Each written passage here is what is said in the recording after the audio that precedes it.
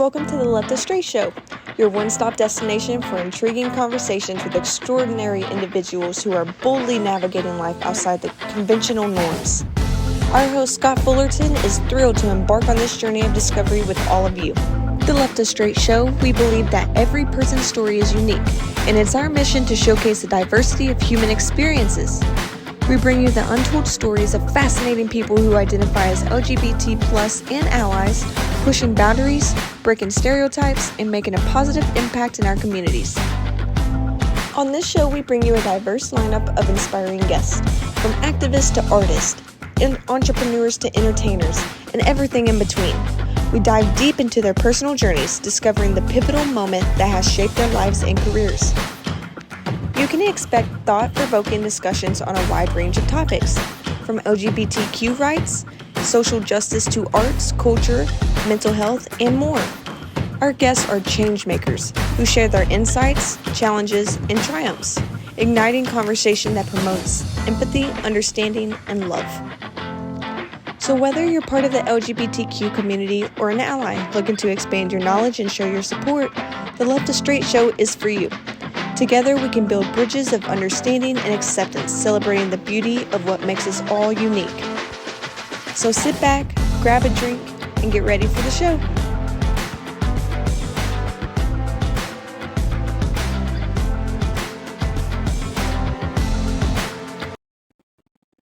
Alrighty, everyone. Welcome to another interview episode of our LGBTQ podcast, The Left of Str8 Show, where we talk all things entertainment, foodies, books, music, and advocacy.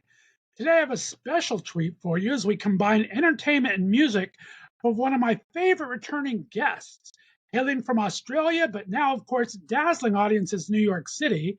Kim David Smith is back on the show, and he brought a friend with him for the very first time.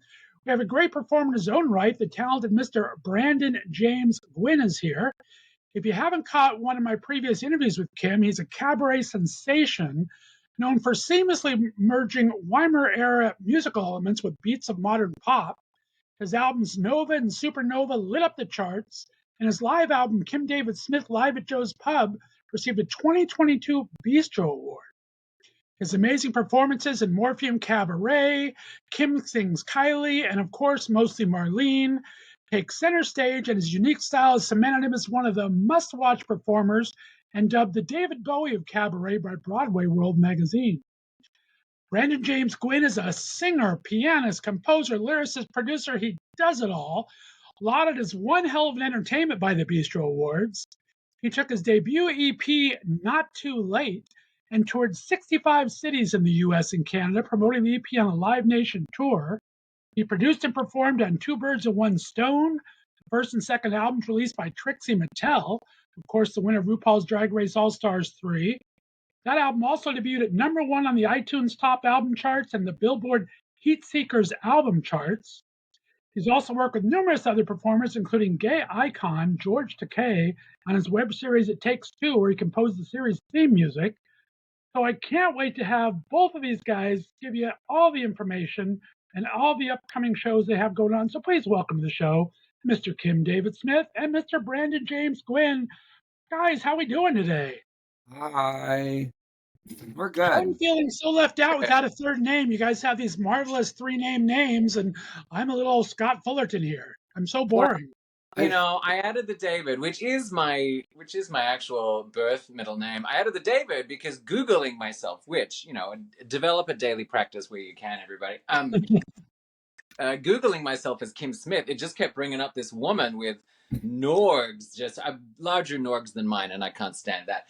And also this this man, an actual man, another man named Kim Smith, who is like a religious crazy, and I was like, I gotta learn about this. And that's so here we are. That's why I changed mine. Brandon Gwinn. Yeah. Brandon Gwinn spelled the way that I spell it, which is kind of unusual. He already had BrandonGwinn.com. Now, this was a number of years ago when I joined show business, as it were.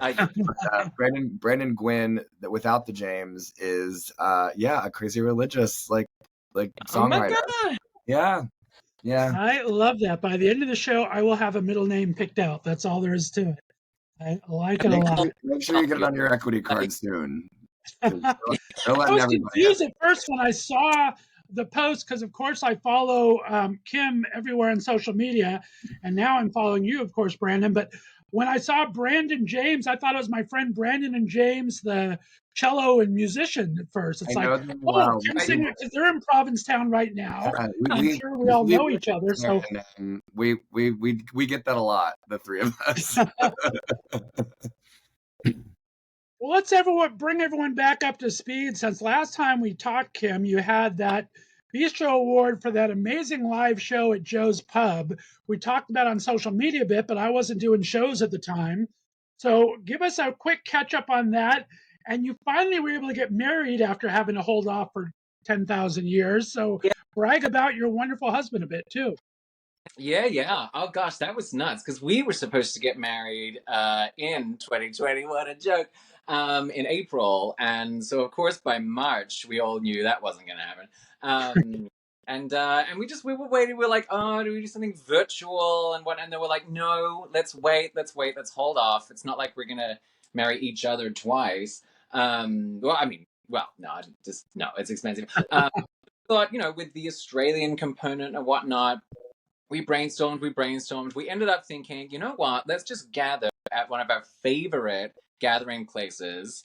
I called Alan Cumming and I was like, would you mind if we took over Club Cumming? And he's like, this is the most marvelous idea. So we did. And we flew my family out from Australia. It was just magnificent. Bright Light DJ'd. Alexis Michelle performed. It was Sydney Meyer performed. It was just the coolest, loveliest thing. It was such a relief. So we did that 2022 last year. We've been married a year. I love that. And then talk about the Joe's Pub album. That was such a great success and so wonderful. I love when I ordered it. Oh, well, and thank you for that, my love. It was, again, the pandemic derailments. We just, to have something happening in 2020, which is when the album came out. Fortunately, the Bistros, the Magical Marvelous Bistro Award Committee, they were not being too persnickety about when something came out by the time the 2022 awards came around. And it was lovely to have that project to be honored by the Bistro folks. They have great taste, as Brandon James Gwinn also is a recipient. It felt so special to have something. But very much, I imagine Kylie feels the same. Her album Disco came out in 2020. She engineered it herself. What a little clever clugs. Right. It's just having anything come out in 2020 that was like a good, glorious, positive, artistically fulfilling experience. I mean, thank goodness we recorded it in late 2019. Anyway, it was a gas. It was divine to have something going on that I could, then promote from the comfort of my home office, blue penis and all. There you go. Well, it has been on my playlist for 3 years now. And Brandon, welcome to the show for the first time as a virgin. We got to know a little bit about you. We know Kim's from Australia. Where did you grow up and what kind of kid were you growing up? Oh, well, thanks for having me, first of all, and thanks for calling me a virgin. It's been quite some time. I actually grew up in Nashville, Tennessee, and Nice. I moved to New York. I live in New York City, which is where I'm joining you from, in my home office. It does not have penises on the wall, but I'll get on that because that's a great idea. I moved to New York in my very early 20s to start work. I went to NYU for musical theater writing, and I want and still do write musicals as well as all the other things that I do. And this is where musical theater is at. So I had to be here. It's also just a friggin' great city, and I love living here. I don't think I'll ever go anywhere else, except for Provincetown, at least once a year, because it's a fabulous place. There you go. We're going to talk all about that.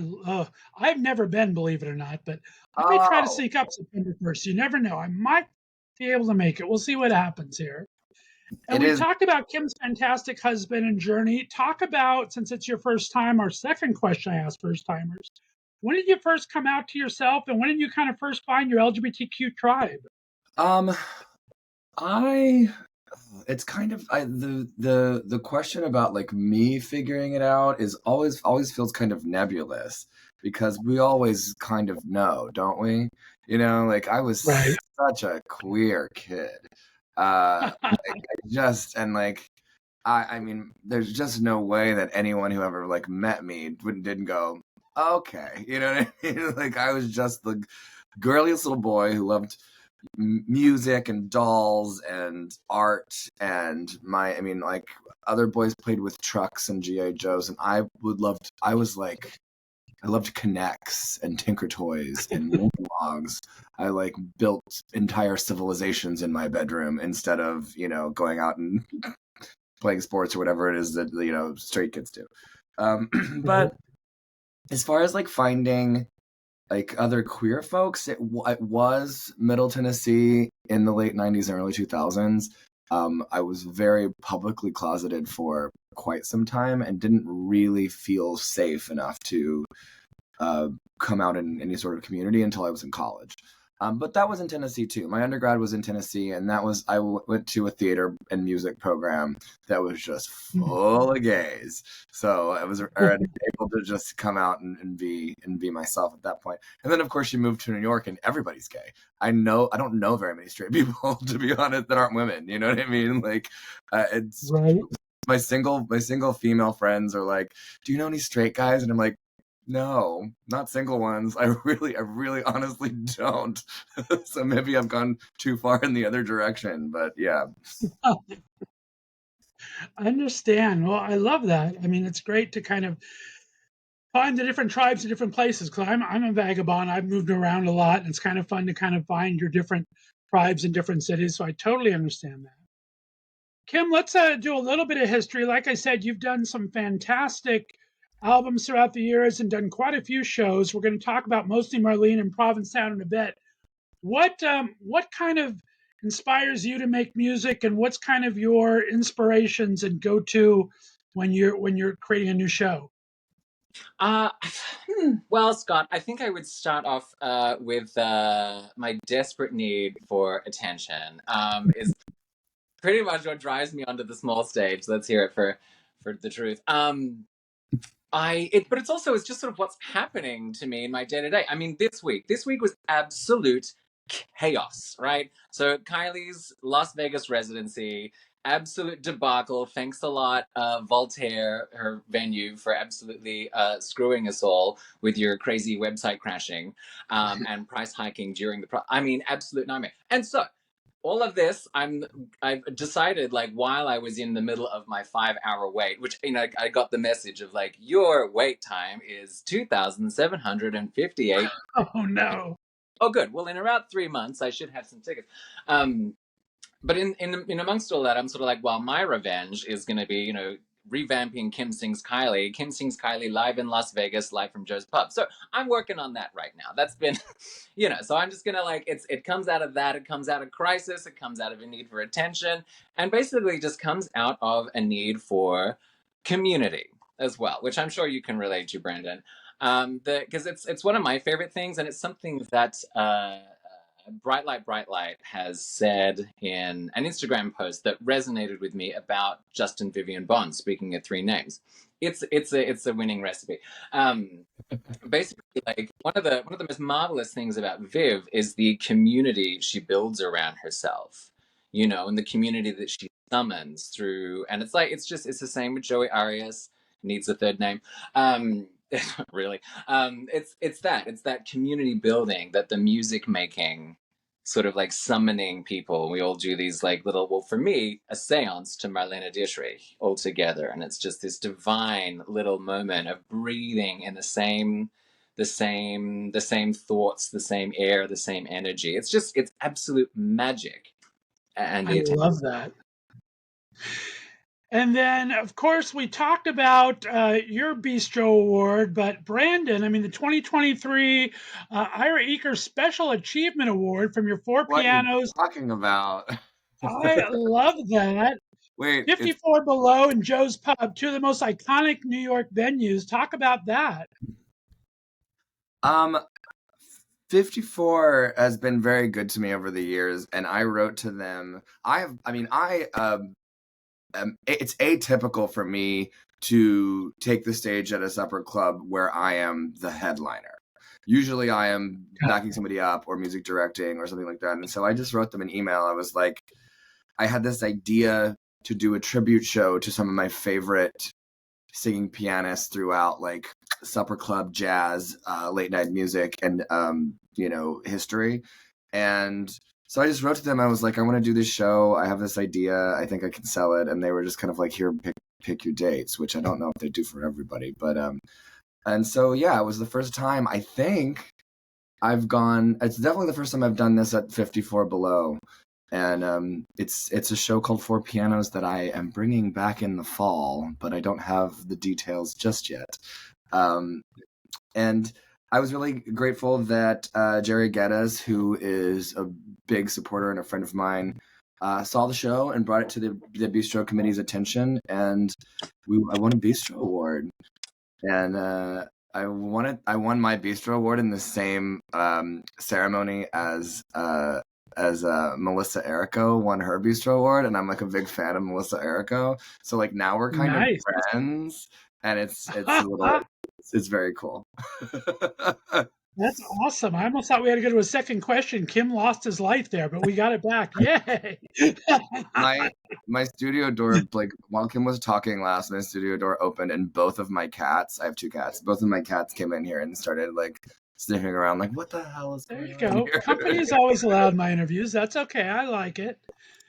And Kim, you touched on it a little bit ago here about Kylie. I mean, Kim Sings Kylie was such a huge show. Padam Padam is the song of the spring and summer. How much of a resurgence is this, and how much are you going crazy over all this? I mean, it is not unusual from my perspective for everything Kylie does to be absolutely the coolest thing that's ever happened. It is absolutely absurd that everyone else thinks it's the coolest thing that's ever happened. I mean, there's before Padam and there's after Padam. We're not doing BC AD anymore. We're not doing it. It's like enormous. And it is such a thrill. It's such a delight. And she's back to being sexy Kylie. And I kind of thought we were doing like Mother of the Bride. Don't tell her I said this. Mother of the Bride Kylie, like, golden era 2018. It was all a little flowy, sheeny things over the top of a dress. And I was like, starting to feel a little nervous that we were never ever going to see 2001, 2002-ish Kylie. I mean, we can skip body language. Actually, I've fallen a little bit back in love with body language. There is the absurd lady raps, the sampling of Secret Take You Home. Like it's a little bonkers on the heels of Fever. Anyway, I feel like Kim could teach a class on this. Kim could teach like a Kylie class out of really good. It's really dicey asking me any Kylie questions and giving me the floor. But just, I mean, the fact that like she's blowing up the way that she is within the gay community and especially outside of, it's bananas to me. It's completely bananas. I couldn't be more excited. I've almost slipped into a coma about it. I'm that excited. I've had to go reverse energy. There you go. Now I'm sure you've probably done Randy Slovacek's Randy Report, haven't you? Have you done that podcast? I'm going to have to introduce you to Randy. Randy lives in Las Vegas. His husband's a PR person, was the PR person for Olivia Newton-John. I'm sure they can get you into Kylie if you missed your 5-hour window there. So we'll have to hook you up with Randy and talk about that. Let's do it. Thank you, darling. That's great. There you go. And Brandon, I mean, talk about classics. We have Kylie as a classic, but I was excited to read that you have a musical, Thelma and Louise Dyke remix, that's just been picked up. It could be playing in San Diego. Talk about this project. I love the name of it. I don't even know how to pronounce the start of it. What's that semicolon thingy? TLDR. Yeah. So TLDR, Thelma Louise Dyke Remix, is a musical that I have written with Ella Rose Cherry, who sounds like she has 3 names, but actually Ella Rose is 1 word, so she's got 2 names. Ella Rose and I have been writing musicals together for, a number of years. I shouldn't say in public, but it's 10. We've been writing together for a decade. And we met in graduate school writing musicals, and we... Ella's a lesbian, and she would totally not care that I tell you that on the air. And she and we like to write stuff about where queer people find themselves in like the world, in society, in our own visions of the world, and other people's like gays in the world. And we a few years ago we had this idea that what if Thelma and Louise didn't have to crash into a fiery ball in the Grand Canyon? What if they just, through the magic of theater, survive, realize that they are queer ladies for each other, and then also find this awesome, really radical queer garage band that teach them how to be gay and show them like what their possibilities of their life can be now that they're not dead. And so it's this very, very, very strange, little rock musical. And I wrote all the music and half of the lyrics, and it's inspired by Joan Jett and Bikini Kill and Lady Gaga and Kylie, and every woman on the rock to pop spectrum that you adore. I kind of put that. I already had all those influences in my body, but I took it and made the score. And we were very lucky in 2021 because we won the Richard Rodgers Award, which it was just amazing. It's a grant. It's on my wall. That's it right there, actually. And it's kind of fun because I feel like it's not exactly a radical award. They don't give it to,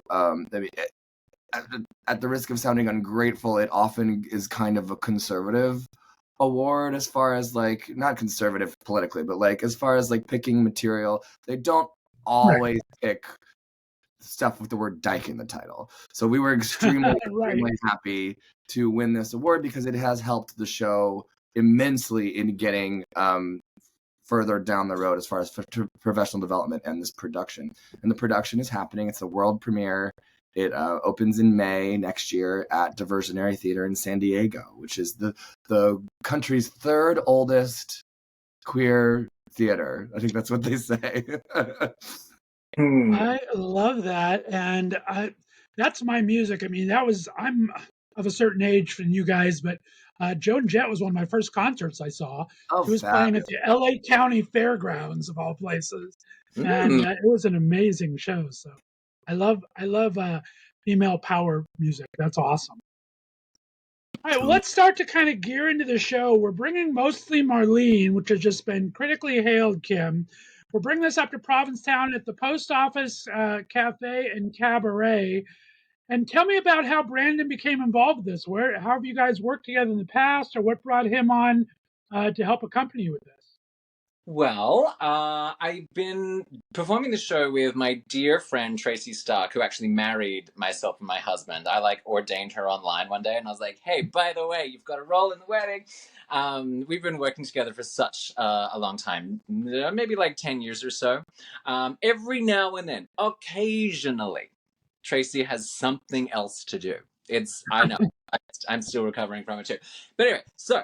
And in this advent, I reach out to my absolutely dear, longtime, and beloved friend, Brandon James Gwinn, who kindly acquiesces in my nonsense. And we have been performing together for such a long time. We've done New Year's Eve, weird, stupid party things. We've done 10 years. It's I think it's 11. I think it's 11. Oh, 11? Well, good for us. Ever since we met doing a Night of 1,000 Judies at Joe's Pub with Justin Sayer, which was, I think it was 2011. We were 12. There you go, exactly. That's what I thought you said was since you were 11 years old, so that makes sense, 2012, okay.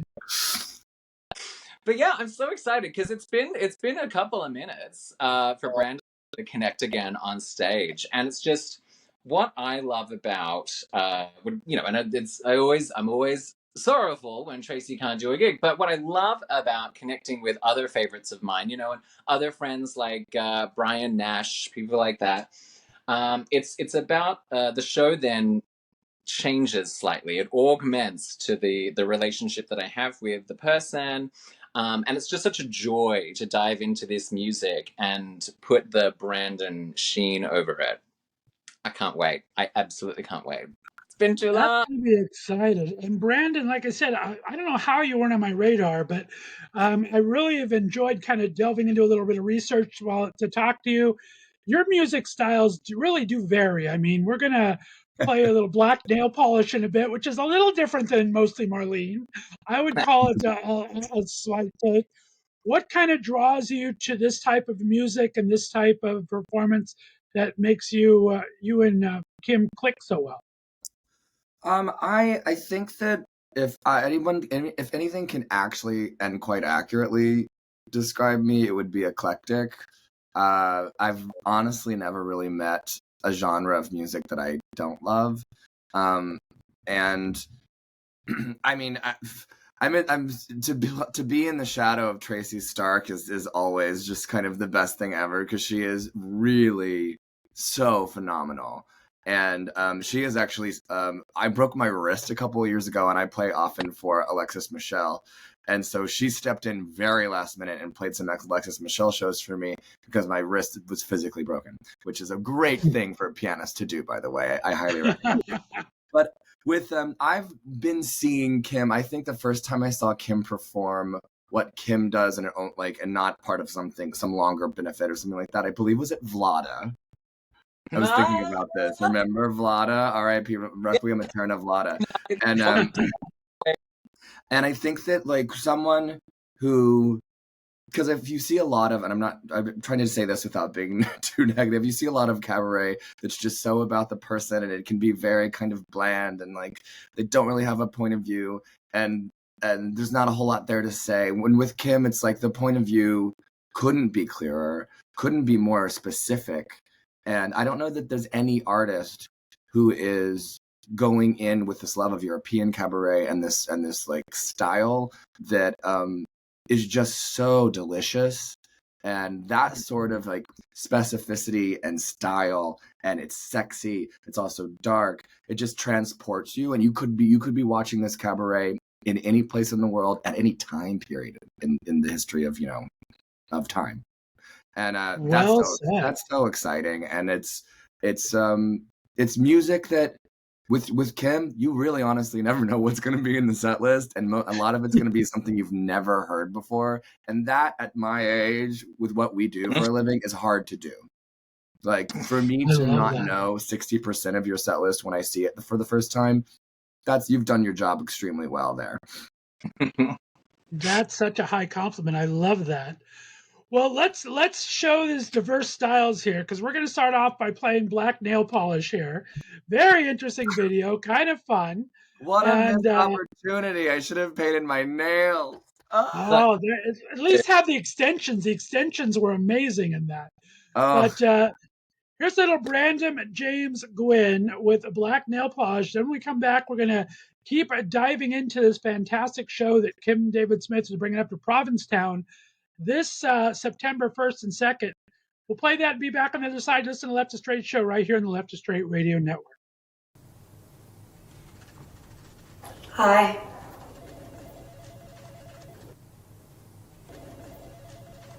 What are you doing this weekend? You got any big plans?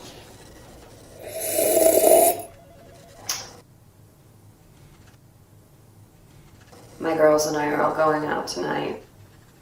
We got sitters. We're gonna get wasted. I think I'm gonna leave a little bit early today. You're in like 14, 15 minutes, something like that. But you could stay late, right? You think you could come in tomorrow for a little bit? Oh, just for a few hours, because we can't pay you the overtime. I'd love some more coffee before I go. And, Brandon, those nails are a little loud for work, don't you think?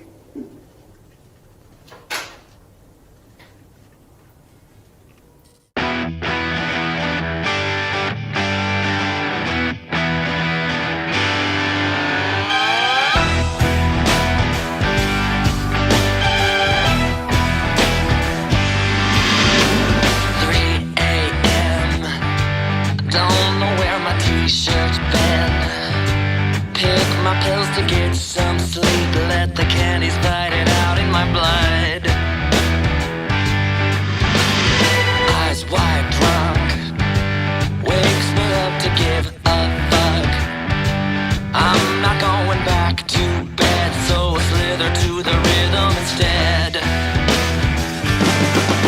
I got black nail polish and boiled eggs on my breakfast table that says the dog frame tinted left a mark and it won't forget. I got makeup on my pillow, a bloodstained sink, left with little more than the dregs. Just naked waking up, black polish and boiled eggs. See your face, I know you think that it's a waste. I have my demerits, but you're preoccupied assigning the blame. Get shit done, even when the late shift won. I got a list, I got no fear, and I gotta get out of here. I got black nail polish and boiled eggs on my breakfast table that says the door frame tinted left a mark and it won't forget. I got makeup on my pillow, a bloodstained sink. I'm left with little more than the dregs. Just naked waking up, black polish and boiled eggs. It's bleak and babe, it's beautiful. It's the price of taking off. It's morning and ma'am, it's useful. It's part of awaken, part of awaken.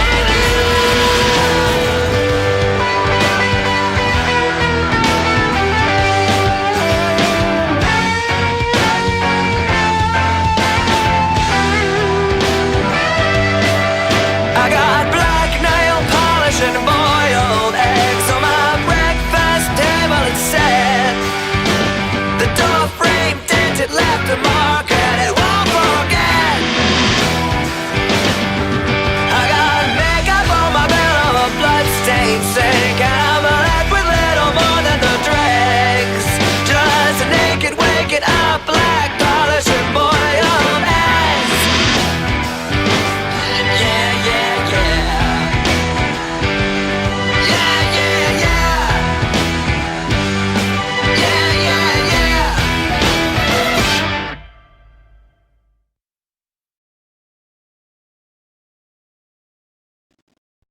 Alrighty, we are back. That was Black Nail Polish by one of my special guests today, Brandon James Gwinn. I love the story behind that. The rock parties in the elevators made my day. How fun was that to shoot? It was fun.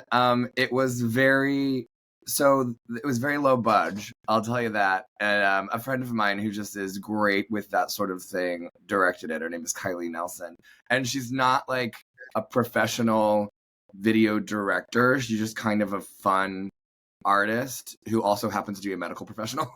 And she had this idea for the music video, and it was the third music video we made from that album. And we didn't have the budget to like actually reserve a lot of spaces, so like that elevator was an actual working active elevator, and I'm not the biggest fan of elevators, so I was terrified the entire time we shot that sequence, like, because I was like, this is the moment I'm gonna get stuck in this elevator. I was like, because we would have to time it with the door and like press the button, and like I was in that elevator for like 4 hours. It was horrifying. Oh my gosh, that's hilarious. Nothing like facing your worst fears while you're in the middle of a music Anything video. for my art, you know what Yeah. I mean? There you go. Well, Kim, I mean, you've done this show so successfully in New York City. Do you go to Provincetown much? I mean, is this the first time this show's been to Provincetown? What have you taken there in the past, if anything? Provincetown is pretty much my favorite place on the planet. It's like Nude Beach meets Dina Martina meets cabarets meets everybody's just so welcoming and non-judgmental. It's like it takes the Hell's Kitchen out of the Hell's Kitchen gaze. It's good for folks. It's really good for folks. And we've done mostly Marlena in Australia, New York, and we just took it to P-Town in June of this year. We were there during Cabaret week, such as it is. And it was a gas. It was an absolute blast. And of course, the way that P-Town works is you have, if you're not Dina Martina, you've got 7 reservations the day before your show. And then you get up, you get dragged up, you go out, you hit the streets, and you do barking, which for non-P-Town folks is handing out flyers and being like, bitch, you want to get entertained? You come to my show. You come to my show. And it's, and then you're sold out. It's fantastic. It's like all of that, usual, oh God, are the tickets? Let me check the tickets. Oh God, are there tickets selling? All of that, it's just so irrelevant there. It's all about who is there in the moment. And there's something about that really adds to the magic in the show. So it's this straight couple walking past in sweatshirts who I was like, they're never going to take a postcard. They took a postcard. They went and bought tickets right away. And then you see them in the crowd just being all like, oh my God, Marlene Dietrich. It's just it's magic. It's so fun. So honestly, I can't wait. And the fact that Brandon's doing it with me is just going to be, because we'll be out at the nude beach during the day and we'll come back. You don't have to do the barking, honey. You can take it. And talk about the venue. What is the Post Office Cafe and Cabaret like? Is it small, intimate? Is it? As somebody who adores P-Town, I astonished myself by having never set foot in there until this June. Because, I'd been at the Crown and Anchor. I'd done the Theatre Company doing Salome, playing Salome, Oscar Wilde Salome. God, that was a riot. All spring, summer of 2017. I'd done a bunch of other venues and just had never had seen a show there, which is, bad gay. And I was just so delighted. It is so cute. It's got the old sort of Kit Kat Club-esque sort of bulbed proscenium that is just so sort of tech-free and simply stunningly cabaret in the truest sense. And then, of course, they've got all the screens and the things and the moving and the blah and the no smoke machine. But I think that's a not anyway, but it's just stunning. You can make it as I prefer, as simple and restrained and just music box as you want, or you can Page Turner. You can turn it into a big crazy magazy crazy things going on behind you. You're on a speedboat, and it's you can do whatever you want with the space. I adore it. Richard, the technician there, is just, what a dream to work with. He, of course, used to work at Don't Tell Mama. So when I did my show in June, Sidney Meyer, the crown prince of New York City Midtown Cabaret, my darling, he sang at my wedding. I already told you that.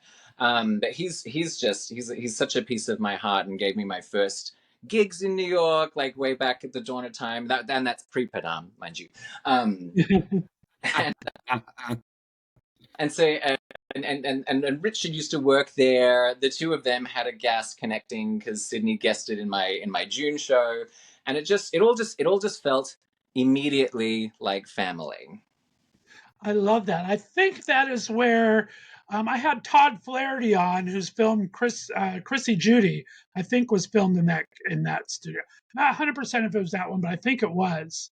And Brandon, let's go to you. I mean, we're filming this now a week before this, but you should be in Provincetown right now. You're with a great married couple, and you guys have put together a show, 3 Men and a Baby Grand, at the Red Room. Talk about the Red Room and a little bit about what that cabaret theater's like and what this show's about a bit. Cool. Yeah. It was kind of fortuitous for Kim to ask me to come and work with him because I happened to be in P-Town already with a show called 3 Men and a Baby Grand, which I have this poster right here. This is the shirtless version. Now this is our poster from when we did it in Fire Island not long ago. But no, my two of my best friends are named Dylan Hartwell and Greg Sullivan, and they are a gay married couple who happen to also be singer actors. And if you ever see off or off-Broadway musicals in New York, you've probably seen one of them or both of them. They've both been in and out of Naked Boys Singing off-Broadway, and Dylan is the like male cover for just about everything that could possibly. He's been the Star Wars musical off-Broadway, a musical called Musical that's been running for a long time. Dylan was in, and the three of us we hang out anyway. And so this was a little over a year ago. I was just like, we need to quit talking about doing a show together and just finally do it. And so we just started like making lists of things we wanted to sing with each other. We love to harmonize. So I started doing arrangements of things that we were interested in. And then we tried to figure out like what we wanted to talk about with this show. And we just it's a really good, fun, gay old time. We talk about their open relationship, which I can tell you about because there's a song about it in the show. There's a couple of original songs. There's many original songs in the show now because Dylan and I are both musical theater writers, and we actually won a Broadway World Award for Best Debut Cabaret, and we won the Broadway World Award for Best Original Song last year. So it's a really good time, and we get shirtless if you're bored. So there's that. And the Red Room is a beautiful space that has one of the only grand pianos in Provincetown. It's by the Ben and Jerry's, and if you go to the underwear party, it's in the same space. So sometimes we do a show, we break down the tables, and then there's an underwear party afterwards. So like, it's Provincetown, #Provincetown, being Provincetown. And we open on Saturday the 19th, and it's at redroom.club. You can get tickets. It's Saturday, Sunday, Tuesday, Wednesday. We're dark on Monday, but we might add a show if you sell us out on Saturday and Sunday. So get your tickets. There you go. I love it.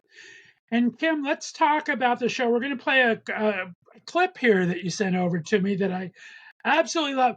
Who's introducing you here? Is it a stock person, or is that really Kathy Bates? It looks exactly like Kathy Bates from the video. I swear to God.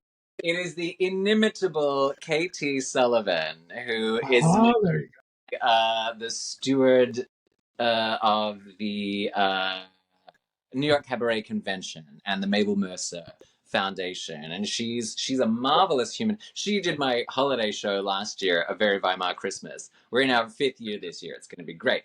December 3rd. Do show up. She and spirit, and you will never ever see her without a hat. I love that.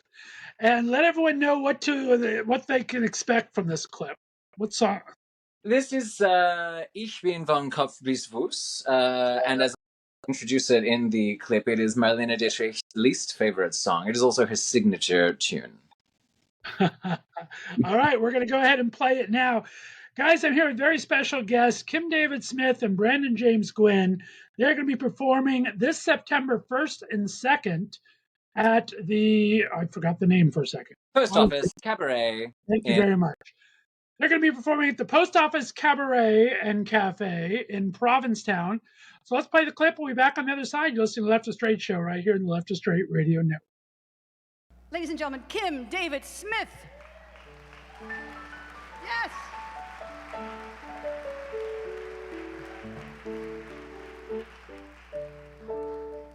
Thank you.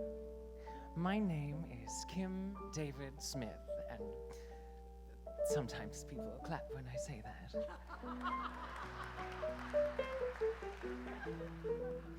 My name is Kim David Smith, and well, now you're just interrupting.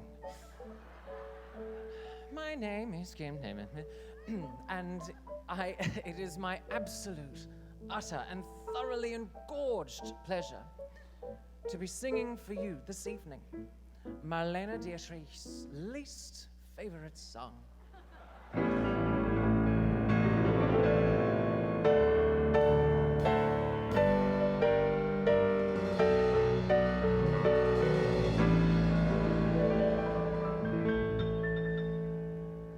Ich bin von Kaffees Fuß auf Liebe eingestellt, denn das ist meine Welt und sonst gar nichts. Das ist, was soll ich machen meiner Natur. Ich kann halb leben und sonst gar nicht. Männer cluster to me like a moths around a flame. And if their wings burn, I know I'm not to blame. Falling in love again, never wanted to. What am I to do? Oh, I can't help it. Love's always been my game, play it how I may. I was made that way, I can't help it. Men cluster to me like a moths around a flame. And if their wings burn, I know I'm not to blame. Falling in love again, never wanted to. What am I to do? I can't help it. Love's always been my game, play it how I may. I was made that way, I can't.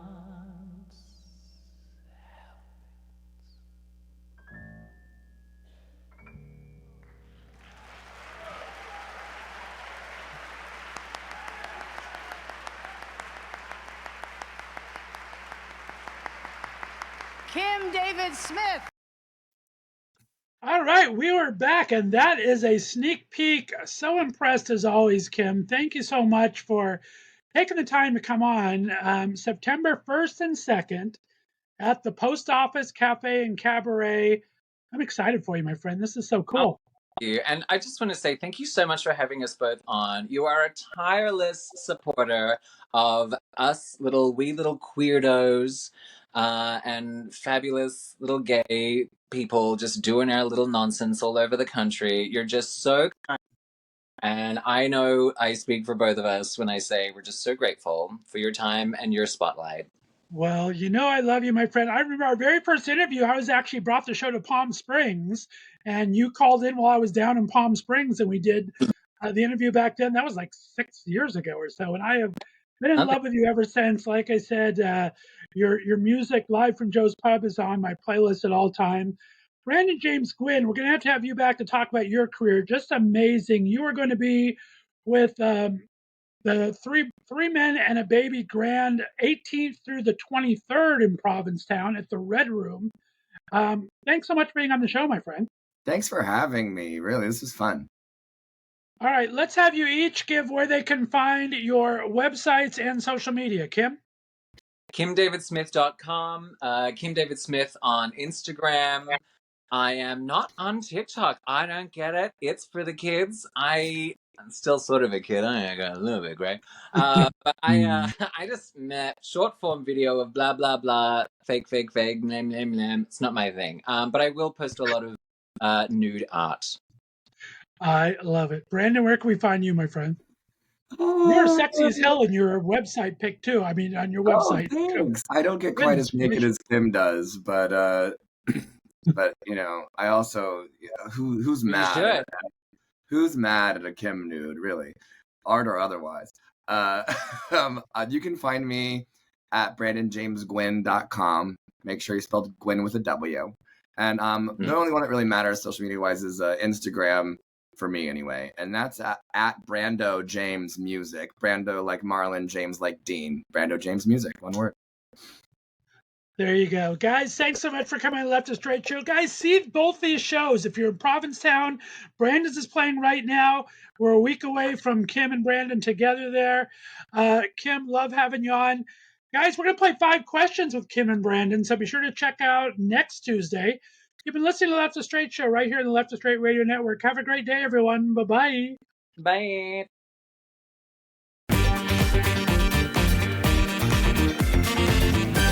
Thanks for listening to The Left of Str8 Show.